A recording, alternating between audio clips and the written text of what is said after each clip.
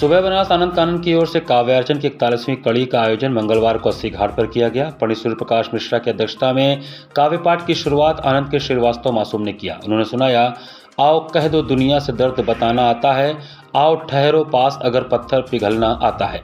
Doctor Nagesh Shandil के संचालन में हुए काव्यार्चन में काव्य पाठ का क्रम कुमार महन से आगे बढ़ा। उन्होंने अपनी गजलों के माध्यम से बरसात का बहुत खूबसूरत जिक्र किया। उन्होंने सुनाया, हवा में सौंधी खुशबू घोल दी बरसात ने, दादुर चेंखुर के कंठ को बोल दी बरसात में। इस सिलसिले को आगे बढ़ते हुए काशी के बहुचर्चित संगीतकार पंडित अमित त्रिवेदी ने अपने काव्य की प्रतिभा का भी प्रदर्शन किया। आज सुबह आंखें भर आई, दृश्य ही था ऐसा दुखदाई, किसी को तिल तिल मरते देखा और कोई दे रहा था दुहाई। उन्होंने एक राम भजन से श्रोताओं को आनंदित किया। दिल्ली विश्वविद्यालय में हिंदी के सहायक आचार्य डॉक्टर राजकुमार उपाध्याय मणि ने अतिथि रचनाकार के रूप में काव्य पाठ किया। नई शैली की रचना के माध्यम से उन्होंने पति और पत्नी के संबंध के बारे में अपनी राय रखी। उनकी रचना की बानगी कुछ यूं रही, पत्नी अर्धांगिनी ही नहीं, पुरुष की आत्मा के विराट फलक है। अध्यक्ष काव्य पाठ करते हुए पंडित सूर्य प्रकाश मिश्रा ने अपने गीतों से नई पीढ़ी के लोगों को पुरातन संस्कारों से परिचित कराया।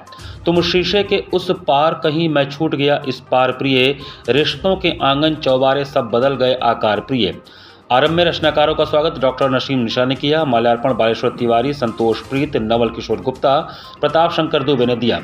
सभी रचनाकारों को प्रमाण पत्र डॉक्टर जयप्रकाश मिश्रा, अरुण द्विवेदी, प्रोफेसर वत्सला श्रीवास्तव, महेंद्र तिवारी, अलंकार, परमहंस तिवारी, विजय शेखर उपाध्याय ने प्रदान किया। धन्यवाद ज्ञापन काव्यार्चन के संयोजक रुद्रनाथ त्रिपाठी पुंज ने किया।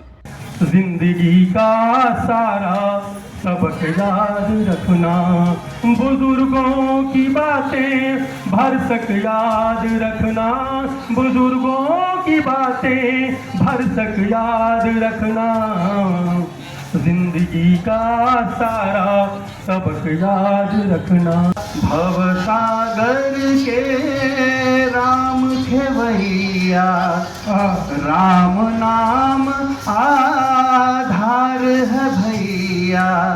जग सागर के राम खेवैया, राम नाम आधार है भैया। करते कृपा जो अविराम है, वो राम है।